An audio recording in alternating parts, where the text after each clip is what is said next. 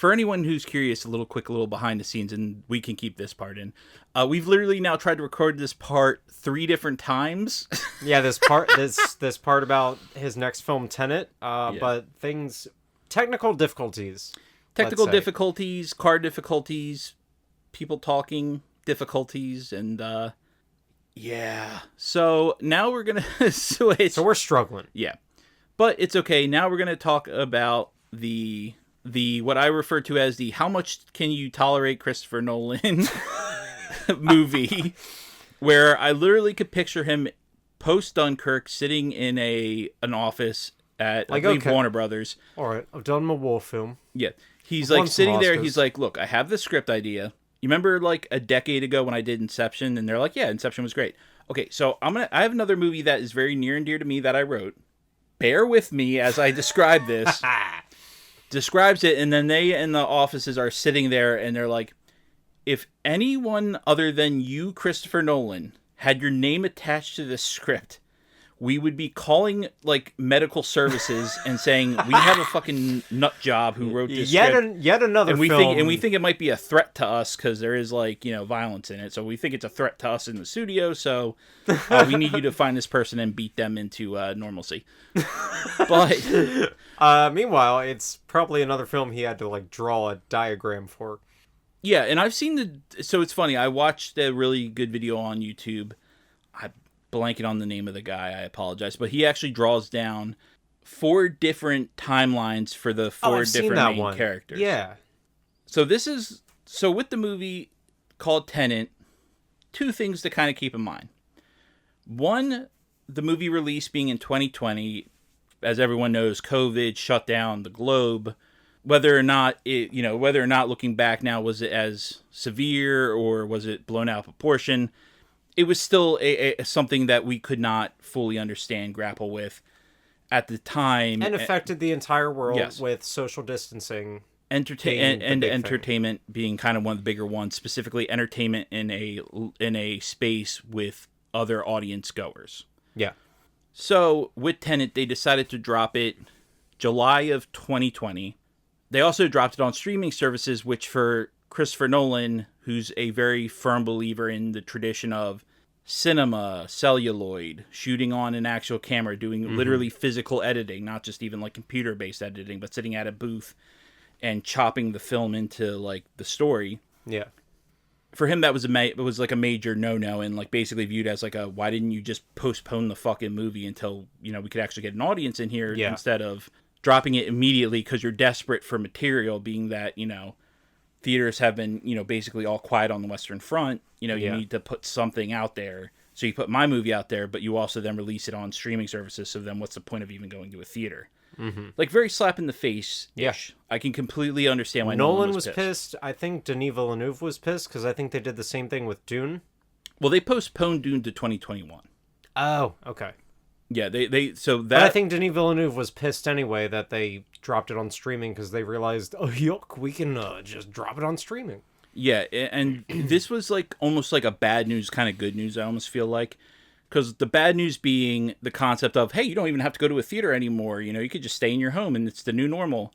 And the good news was that people were like, fuck that, we want to be outside of our house. Yeah. If the movie is good and well made and not unoriginal slop, we would love to see it in theaters and spend a ridiculous, inordinate amount of money to see it. Yeah. But instead, if you're going to remake everything because you have no people who can put out good ideas in Hollywood anymore, okay, we're not going to go watch that and spend money on that shit. But that's that will be another rant for another day. This is just specifically to put context to the Tenet release.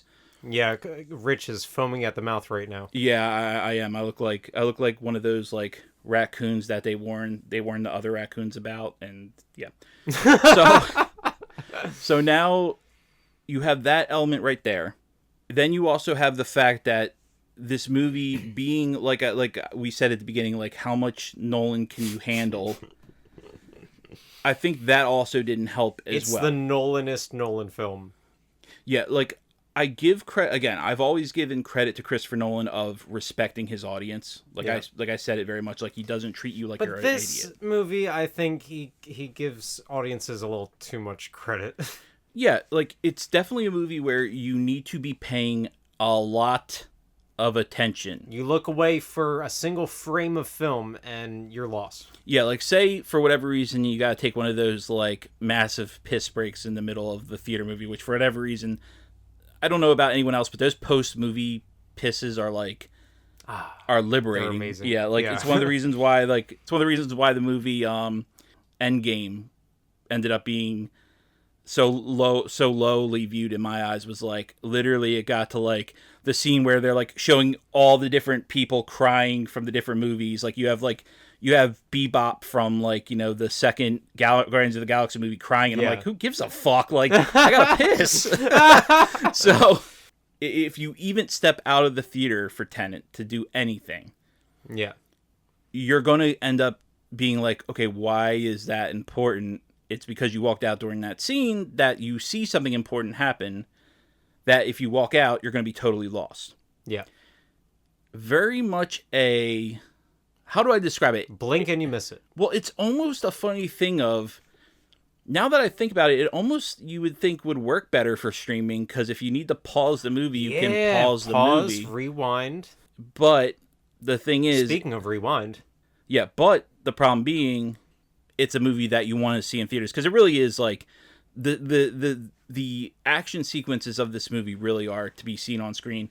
So to just real quick go over the overall plot synopsis, main character literally called the protagonist, which that doesn't personally bother me. That bothers me very much. Yeah, a lot of writers don't like that. Me personally, I'm like, look, sometimes the name doesn't even matter. It's more about the person. Yeah, right now Goldrich is rolling his eyes. I rolled my eyes into the 9th dimension. He's going to get him stuck there one day, like a dip. But you have the protagonist, hey pal, and he's recruited. Blowing from Stupid Town. So he's recruited by the CIA to basically join this dying out international espionage group, and their whole goal is to try to stop this arms dealer from setting off a chain of events that will lead to World War III. Yeah. The reason why they learn about this event of World War III is through kind of this... Entropy inverted objects. Rich, what the hell does that mean?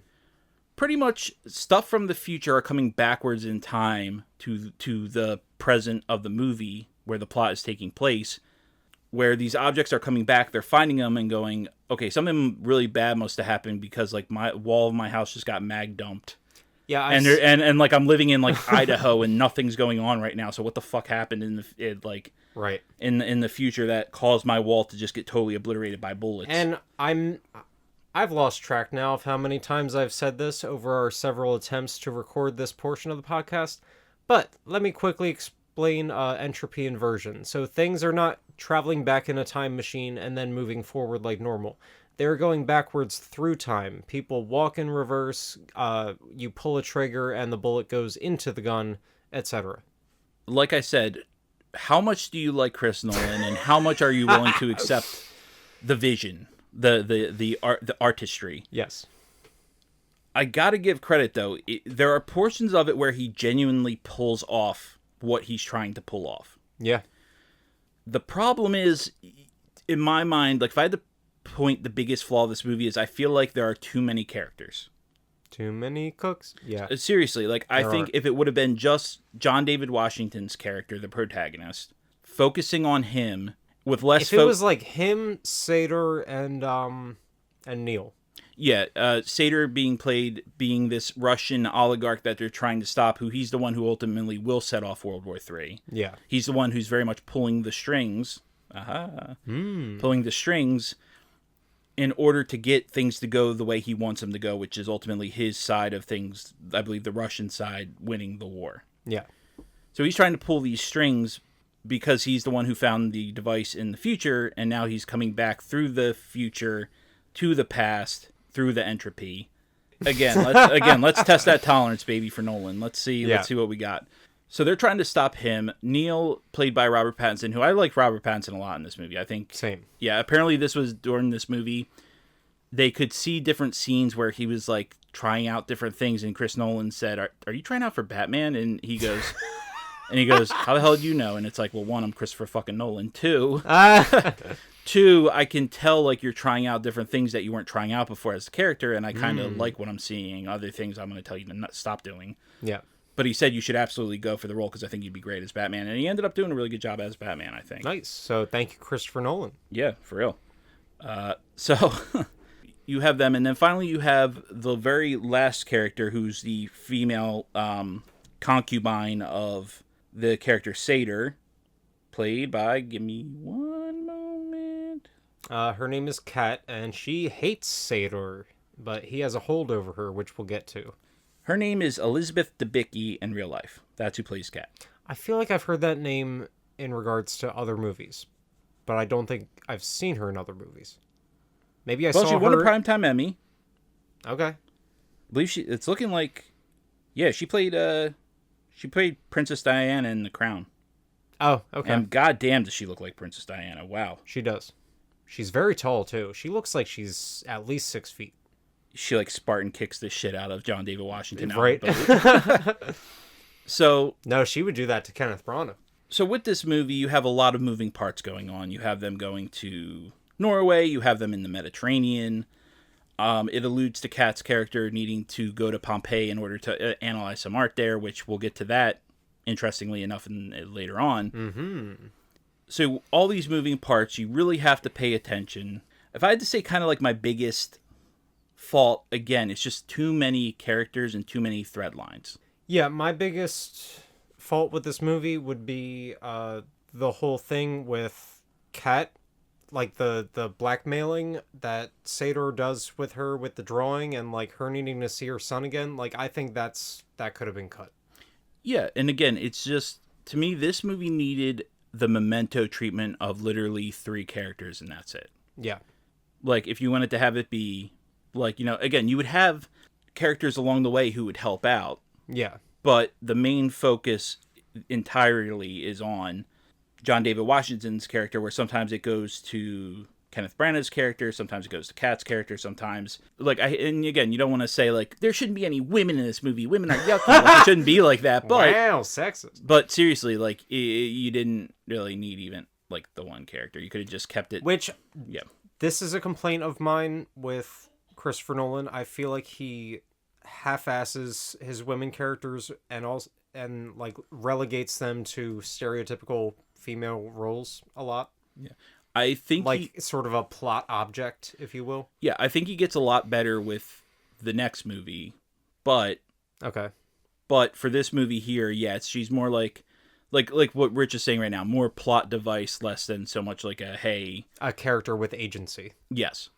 That being said, I still think she has a lot more agency than, like, Mull, the wife in, which, like, that's literally all she is. She's the wife in Inception. Yeah, like, I would say, too, like, and to be fair, a lot of these characters really Rachel was written to just die. Yeah, pretty much. Like, I would say with a lot of these characters, they have limited agency, but their importance is what, to me, is more debated. And to me, it's like the importance of Kat could have really been just maybe like a couple scenes, not like a major character. Like, to me, they really should have just kept it to like John David Washington, Kenneth Branagh, and even... I think it was Chris Nolan maybe receiving some criticism for not having, you know, strong female characters, and I think it was maybe his attempt to do that. Well, I would say if you look at the movie like Interstellar that we were talking about, you have Jessica Chastain, who I think... Yes. Plays, you know, an intellectual woman of science, you know. And you have Anne Hathaway. You do have Anne Hathaway in the movie. Who as illogical as she is, following love across the universe. Which I like that aspect of the movie, but... Well, just for me, it's like the entire movie had up to that point had been very science-based, not like emotion-based. Even though emotion does matter, like emotions you feel. But science without emotion cannot progress. Because you have to have a love for science, but I digress. And that rhymed. I did not intend that. Right, yeah, no. So anyway, but just in terms of like just the fact that in my mind with this movie, there's just so many. Let me change that. Not so many characters, because really it's only like 4. Which any other movie I think it would work. Mm-hmm. But for this movie specifically with and I'm saying novelty, even though it's kind of a little bit like you know a pejorative term. I would say the novelty of the concept of it being inverse time. Yeah. To me, that should have been the bigger character than even, say, like Kenneth Branagh, John David Washington's the protagonist character. Yeah. To me, the big element should have been the inversion and the need to stop over. But I will say this: I think the whole cat subplot was also there to give John David Washington more motivation, because he meets her and he legitimately cares about her. Because otherwise he has no personal stake in this World War III. Well, it could just be that he's a good man who just wants to stop World War III. Like, it could. Of course, he's the protagonist. Yeah, like, to me, it didn't even need to even be like, you didn't really even need that. It's just, hey, we need you to stop World War III, and in order to do that, you have to go through, like, you have to use these, like, you have to use tools that you couldn't even have imagined existed to begin with. Yeah. To help future versions of yourself and past versions of yourself. Yeah. Wild. So to me, he even fights an inverted version of himself in this movie, which is pretty cool. What is that? Is that the scene where they're in the hallway? That's the hallway scene. Yeah. Oh, he's fighting his inverted self. Spoiler alert. Yeah. No, but I would hope anyone listening to this right now would know it's kind of spoiler heavy. Yeah. But yeah, no. So you have a lot of past selves helping future selves helping out past selves to guide them in the future. I was your ghost. Matthew McConaughey just flies in and, like, just disappears. He's like, what the hell? And just like floats away. So yeah, again, it's a cool concept for a movie. It's just, you gotta really pay attention. Very dense execution. Yes. Like, you get something called, like, a temporal pinch at one point where it's this one group of soldiers moving forward through a mission while the other group is moving backwards. Yeah, it's very... So that they, like, already know the outcome of the mission. Yeah, so, like, you have this scene where Kenneth Branagh character Sator has Kat, and, like, he's gonna... And it's during the chase scene that you see him about to shoot her. Yeah.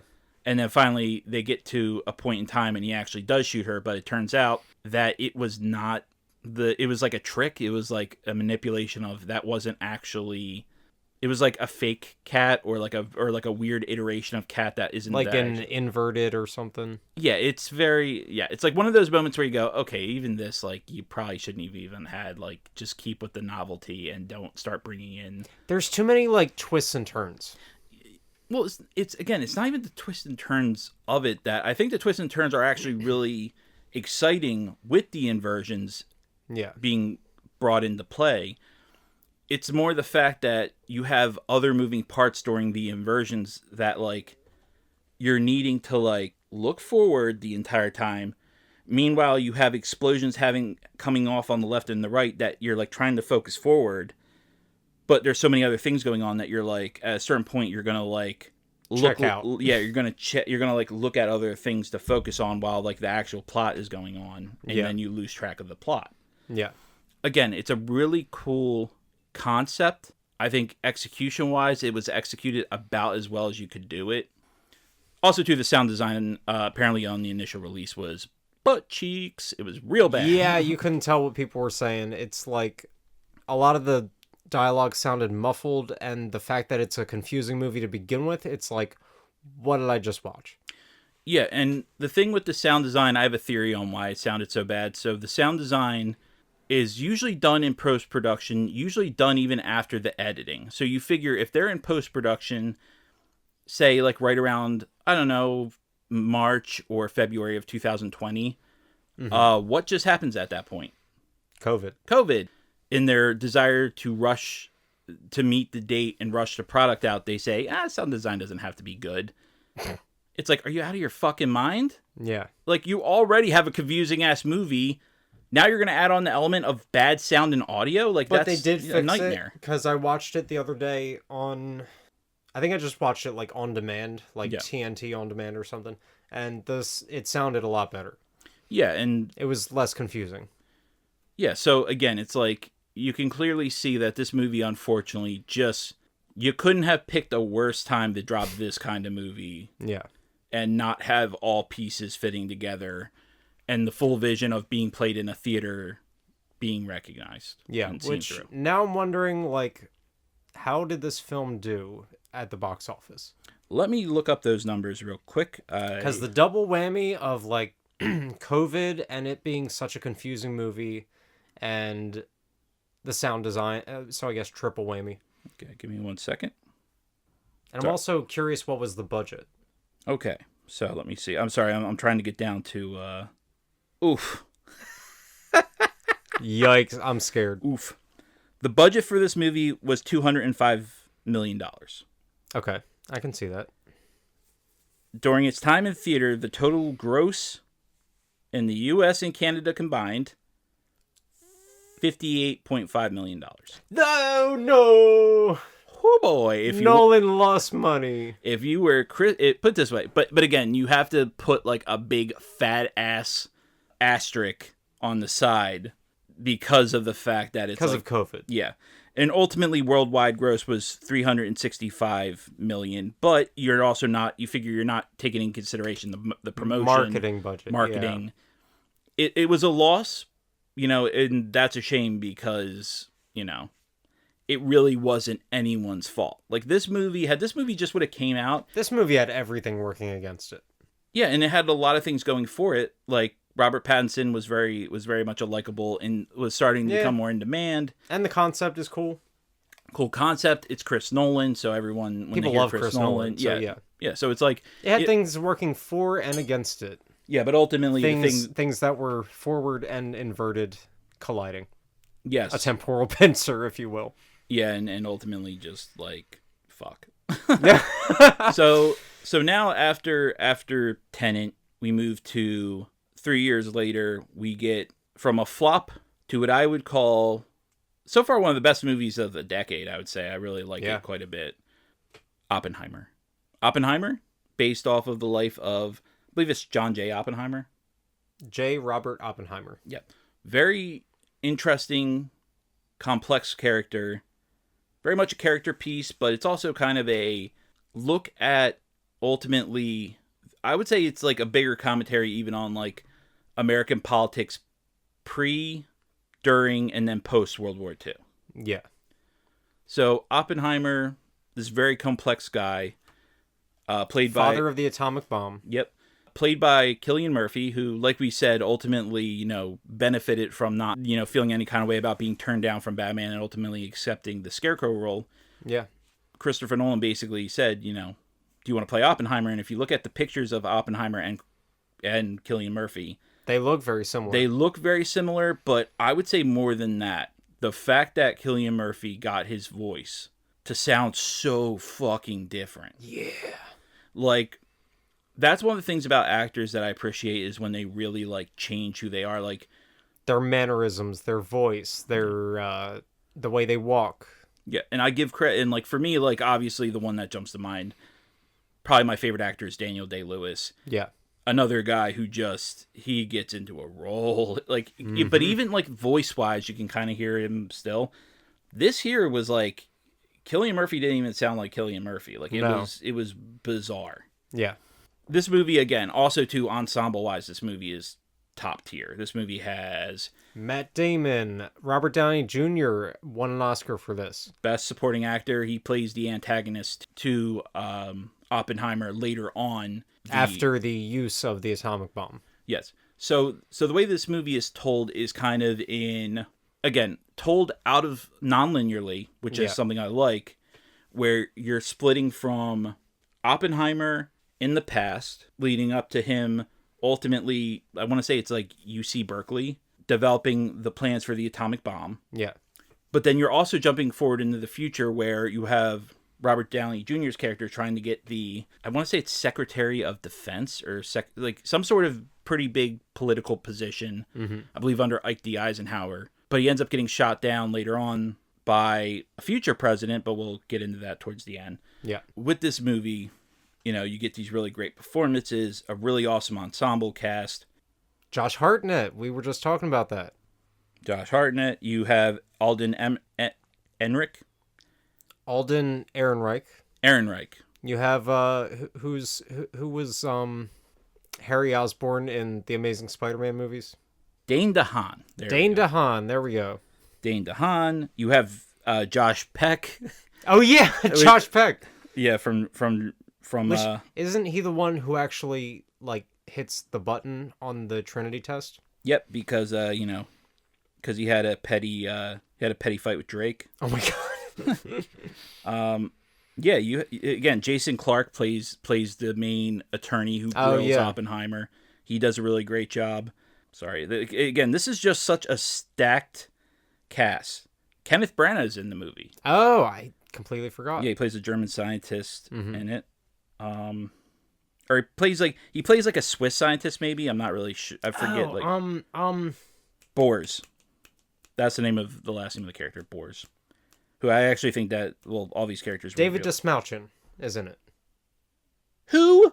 You don't know David Desmalchin? No, do you know Brian Gushlook? Or what the fuck? David Desmalchin was in. He played that very, very, very small role in The Dark Knight. He's just like this crazy guy in the back of like an Arkham van or whatever. He was in Dune Part 1. He was he played Piter in Dune Part 1. Piter de Vries. He played like a Russian guy in the Ant-Man movies. Yeah, overall this cast in this movie is just it's stacked. Yeah. It's also too speaks to kind of like, like how big Christopher Nolan at this point has gotten, where literally he's like, even for these tiny ass little parts, yeah, he's getting like Oscar winning actors. Yeah. Like Casey Affleck's in it for a couple minutes. Now granted, yeah. He plays a villain role, or like an antagonizer role, which he does a good job, I think. Granted, a lot of people didn't want to see him, I guess, even in this movie, but I thought he did an alright job. Because he got canceled.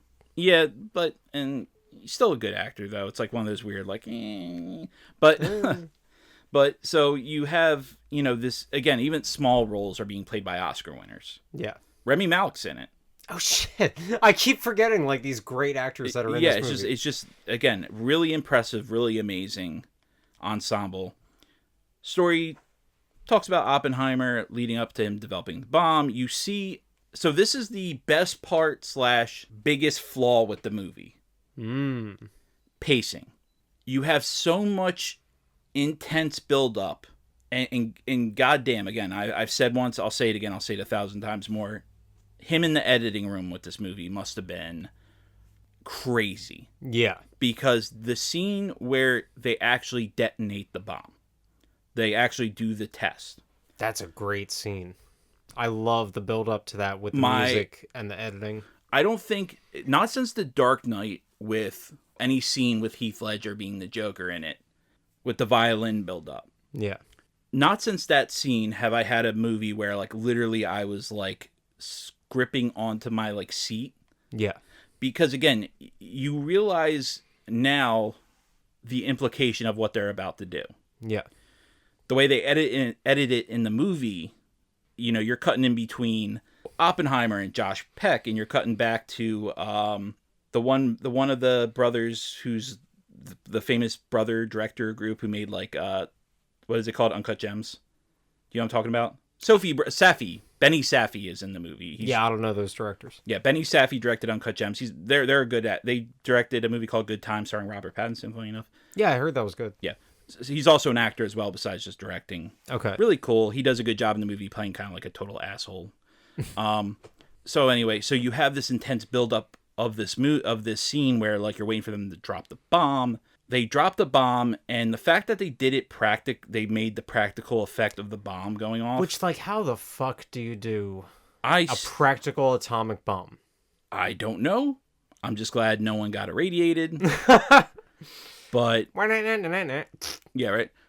But the fact that they pulled it off practically, the fact that like a lot of the scenes where you're seeing like inside the mind of Oppenheimer, practically you're seeing like colliding like molecules and shit. Yeah, and he's like up at night because he's like tortured by these images. I am haunted by nightmares. Pretty much, yeah, I mean, kind of. The downside with this movie is once they detonate the bomb, it kind of turns into, okay, what happens now? post. Wasn't the whole rest of the movie like them trying to like Robert Downey Jr. trying to prove that Oppenheimer's a communist? Yeah, so one of the big things in the movie, and this is also true of Oppenheimer's life, was at one point he was a member of the Communist Party because they were against the fascists in Spain during the Spanish Revolution. Yeah. Or Spanish Civil War. I'm saying revolution. Spanish Civil War in Spain. You had the fascists versus the socialist. Funny enough, socialist-wise, I believe Orwell, he was a reporter for Great Britain who actually stayed put and helped the socialist people fight off the fascists. Okay. Really, it's one of those wars that I wish was talked about more. I think they talk about it in, what is it called? Pan's Labyrinth. I think that's a theme of the movie, is the Spanish Civil War. Mm-hmm. So he's very much against the fascists, so he joins the socialist movement, which is like the counter at that point kind of to this fascist group of people in Spain. Mm-hmm. He ultimately denounces and leaves his spot from the Communist Party when he finally is like, okay, I'm dedicated now to helping the American cause to develop a nuclear bomb. He doesn't want to stay put with the party. The problem is he's visited by Florence Pugh's character, who is more than likely like a Russian asset, gathering information about it. Mm-hmm. About the nuclear tests they're going to do. So he's like, having to kind of like balance out that like infidelity he's having against his wife, who he's cheating on. It's like a very complex character. And that's why I think really is one of the better points of the movie, is how Oppenheimer was very complex. Like he wasn't this perfect guy who wanted to help America. Exactly. He wasn't this like, which here's a big complaint. And not to say it's a flaw being believing leftist ideas, especially at a time when you had the rise of fascism, occurring. But it's just more just in terms of how they view it in the post World War II, when he's getting crucified for those beliefs. Yeah, then it becomes like you were shaking hands with the communists, even though you literally helped fucking America win the war. Right. Literally, sadly at the price of 45,000. Later on to be a lot more Japanese civilians, but I digress. Yeah, it's like you'll help the country and then they'll shit all over you. Yeah, that's a big theme of the movie, and that's one of the cooler aspects too. Are the scenes with Einstein? Yeah, the guy who plays Einstein really looks like Einstein. Actually, that was kind of cool. But I didn't think so, but I appreciate that Einstein's in the movie. I don't know. I mean, I don't know. What do you expect? You're not going to find a 1-for-1 Einstein. Einstein's fucking dead. Plus, he's a very distinct character. A very distinct-looking man. Yes. Albert Einstein. But one of the interesting parts of the movie is the fact that Einstein, at the very end, has a really great monologue that when he's talking to Oppenheimer, and they're showing, like, Oppenheimer, like, getting, like, winning an incredible award. He runs into Benny Safdie's character, who is the guy who proposed the hydrogen bomb over the fusion bomb. I'm trying to remember. I know hydrogen was the one they wanted to use, but they said no because there's too many downsides to it because it was going to be too unpredictable. Yeah. Whereas the one with the nuclear fusion would actually I think no matter what, it's nuclear based, but I think atom bomb versus the hydrogen bomb. Because they call it the H bomb versus the A bomb. Yes. Yeah. Atom bomb you could control more because you have a finite amount of plutonium isotopes in it, whereas hydrogen is like exponentially, like could just keep going and hypothetically causing more and more chemical reactions. Yeah, like literally in the movie they say like, we might. One of the theories we have is we might blow up the bomb and it might just eat the atmosphere of the Earth and totally spread around the globe and destroy the entire world. Yeah. Which that's a great scene at the end where Oppenheimer references something he said earlier in the movie, which is, we believed we would set off a chain reaction that would destroy the entire world, and I believe we have. Yes, and it's weird too, because again, I think pacing-wise, specifically because of the fact that once the bomb drops, you know what happens, watching this guy get crucified for like another hour or another 45 minutes is like grueling. It's not grueling, it's like the anticipation and the suspense is now waning, and now you're just seeing the outcome of what has happened, him now trying to be crucified. Yeah, it's kind of like post-cum clarity. It's what the fuck? No, listen. So you had the build-up. No, hear me out. No, I'm not hearing you out. Please. So you have the build-up to the bomb. The bomb explodes, and then it's like you thought it would be like happily ever after, we won the war. No, everybody hates him. Yeah, and then you have this like really horrible scene that for me was like, to me it was one of the better scenes, especially at the end of the movie, where Jason Clarke is grilling Oppenheimer, and you can see Oppenheimer has this like weird flash. They have this weird like overexposure of light coming in through the windows. And this like weird like crackling music. It's like... And you have it where, like, at one point, Jason Clarke even, like, tries to say that he wanted to detonate the bomb to just kill innocent people. Yeah. And it's like, you manipulative fuck. Yeah. He wanted to, like, help us win the war, not considering the ultimate ramifications of it. Interesting thing about the bomb, too, Dwight D. Eisenhower didn't want to detonate the bomb because he thought it was too cruel. He actually would have much preferred to negotiate with And yet wasn't he the very same president who in the movie said, "Get that crybaby out of my office"? No, that was Truman. Truman was Truman was the one who just said, "Fuck him," dropped the bomb on him. Wow. Dropped 2 bombs on him, actually, both Hiroshima and Nagasaki. Mm-hmm. You know, Dwight D. Eisenhower wanted to try to negotiate peace rather than... But I think the other reason why there was a motivation to drop the bombs was at the same time you had the Russians who were moving down through North Japan.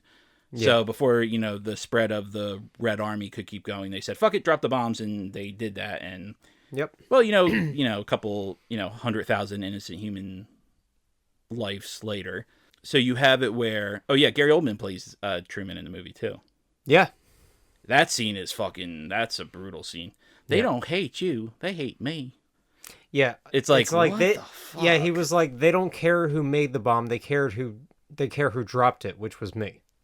Yeah, it's very that scene like bothered me. I was like, "Fuck, man." Yeah, because it's true. It's the truth. He's like discounting this man's existential crisis. Yeah, like he's very much like, again, there's no sense of gravity to what just happened. Yeah, like literally and like later on in the movie, there's a really cool scene where I think it's right after the Russians drop the Tsar Bomba, or the Russians detonate their first. Wait, that's an actual word? Yeah, the Tsar Bomba was an actual bomb that got dropped, but I don't think it was the Tsar Bomba. I think it was a little bit earlier than that. The Russians try out their first nuke, and you see Robert Downey Jr.'s character like pointing to this like sheet, looking at like these air anomalies, and they notice this massive fucking air anomaly that's, I think it circles the world 3 times. Good lord! So like he's like, what the fuck is this? Yeah. So then you again, and as everyone knows, you have the Rosenbergs who get accused of selling those secrets to the Soviets. Yeah. That were created during the Trinity test. Again, it's a very interesting movie. It's very fascinating to see it from the point of view of this guy who really just wanted to make history, really do something incredible for science, help the Allies, win the war, obviously to save life, not to destroy it. Yeah, and that's a whole other element. There's a lot of stuff in this. There's a lot of elements with the nuclear bomb, like the whole thing of, well, by dropping the 2 bombs, technically like saved more lives than if we would have done an inland invasion, which then that would have like killed like 1 million Japanese over like 100,000 who would ultimately die from the nukes, or maybe a little over that, like 200,000. Yeah, but it's still like but we still created a weapon now that the Soviets have it. Now. But there's something. Yeah. There's a line said in the movie, something to the effect of, it does something unnatural to the human soul to see a wall of fire that high in the air.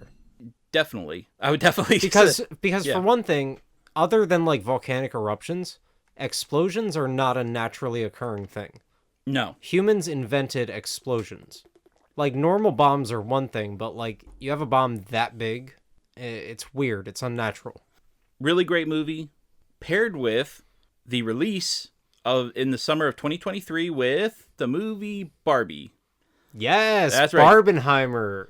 One of my favorite film directors, Greta Gerwig. I love her. She's an incredible... I like her writing more than her directing even, but she's an incredible writer. Her and Noah Baumbach actually wrote screenplay to Barbie. Barbie gets released same day as Oppenheimer, to which they create this thing called Barbenheimer.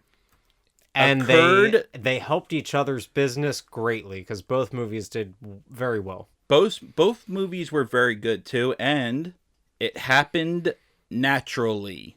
It wasn't planned. it was like probably the original concept was, okay, we'll have a movie for the sons and dads.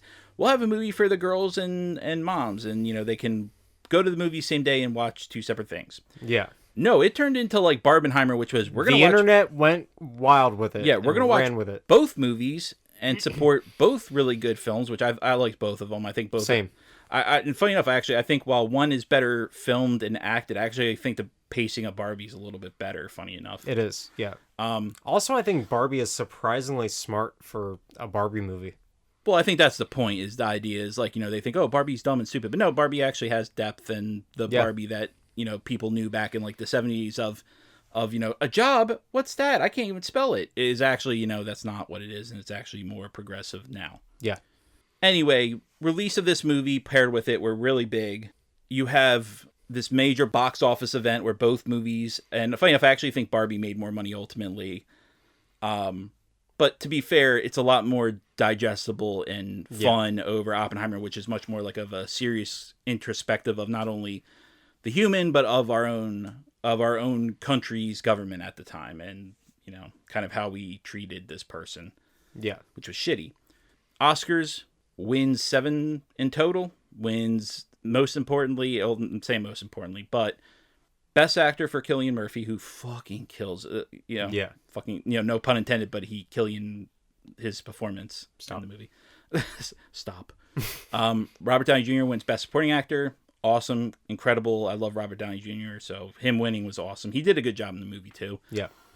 Best Director, Mr. Christopher Nolan finally wins Best Director, as he should have done for a lot of other movies. You could argue he should have won for, but at least finally, okay, he gets his Oscar, totally deserved. The movie was incredible. Yes. Movie wins Best Picture, even better. He wins another Oscar for that because he helped produce it. Yeah.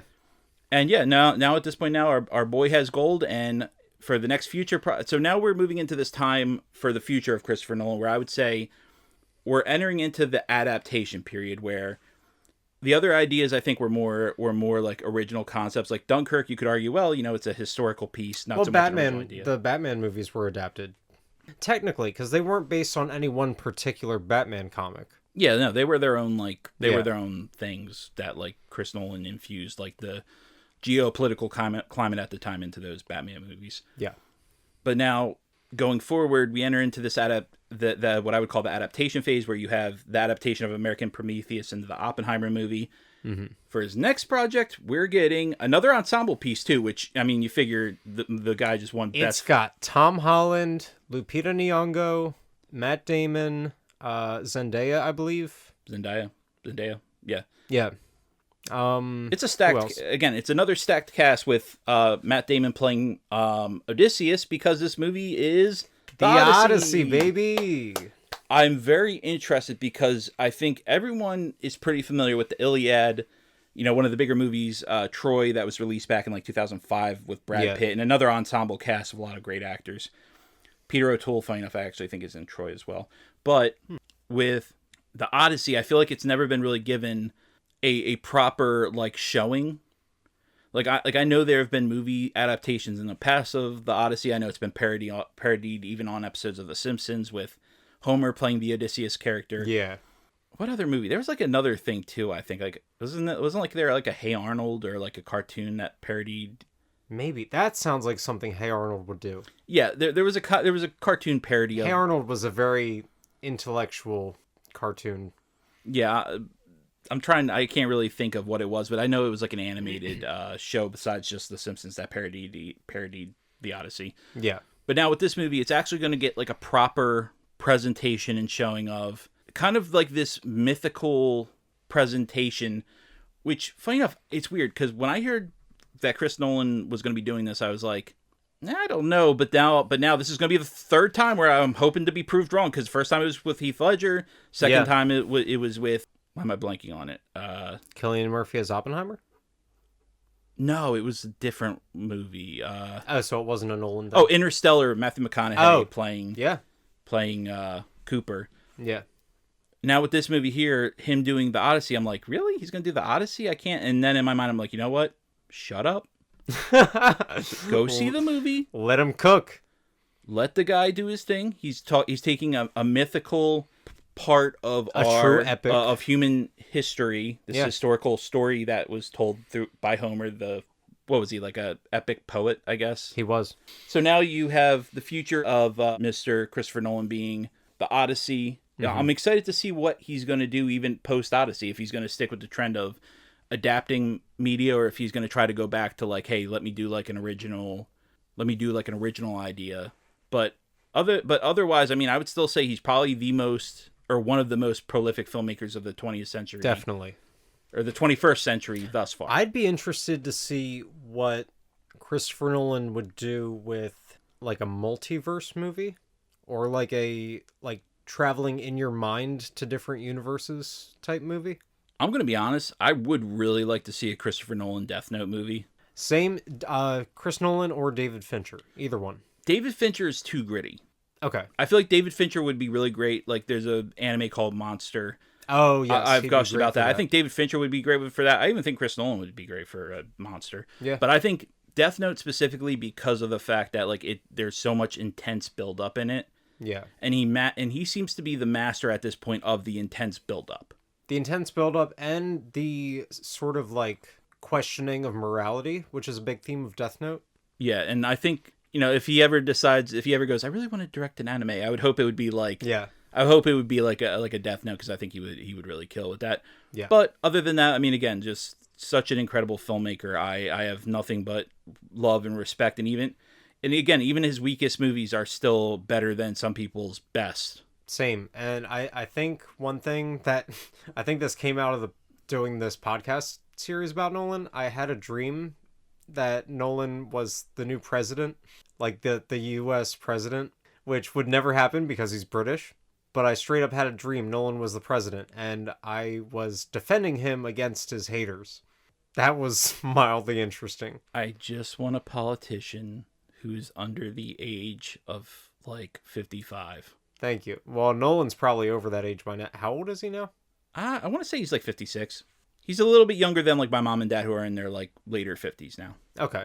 So he's still a young buck. He's got many years of filmmaking in him. Yeah, I would hope that Nolan keeps going. Again, you can just tell that he just has the vision that not everyone else has. Yeah.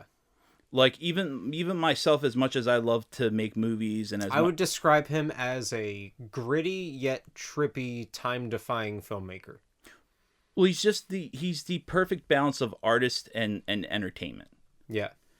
Like, you have artists who you have these artist directors who they make their movie, and you're like, boy, I could go to sleep right now. Versus, you have a director like Chris Nolan, where it's a perfect balance of someone with a vision and presentation, with a love of the spectacle, the entertainment, the being drawn into what you're seeing. I mean, even his biographical pick, which usually those can be kind of like a sloggish, he even made that entertaining with Oppenheimer, bouncing, using his time manipulation in the editing room of going back and forth. Yeah, to be entertaining. I would call him a blockbuster auteur. That's actually a really good term. Yeah, no, I think him and like Denis Villeneuve are definitely in that kind of category. Yes. We should do a podcast series on Denis Villeneuve one day. Yeah, no, he's got some bangers. Yeah. The movie Enemy is great. I love that movie. You're going to have to sit through Dune Part 1 and 2. I read the fucking book. The book is great. I don't care. The movies are better. I said it. The movies are better. I mean, I think Prisoners too. That movie is fun. Prisoners is great. Arrival is great. Arrival. Arrival. Funny enough, gets some shit every now and then. I defend Arrival. I love Arrival. I love Arrival. I do too. Like, I think story wise, I think the second into the third act twist is like one of my favorite twists I've ever seen in a movie. Like, I can same. Like, I can still remember being in the theater when that twist happens, and I remember like my jaw dropped. I was like, oh my god. Because literally, it makes you reevaluate everything. Everything you've seen. Yep. Okay. But with Christopher Nolan, hopefully he keeps making great movies. Hopefully we continue to get original art. No more just slop for the masses, like, hey, we think you're stupid, so here's stupid. No, like, how about I respect you and I trust that you're going to figure this out. Yes. Here is my art. As long as it's not like Tenet convoluted, we're good. Yeah. All right. Well, thank you all for joining us on this weeks-long journey into the career of Christopher Nolan thus far and beyond into his future. Thank you very much for joining us. It's been a great time talking about Nolan, revisiting some of his movies, and we'll see you next time on some other podcast. Yep. Thank you so much, guys. Appreciate it. And show some love to Nolan.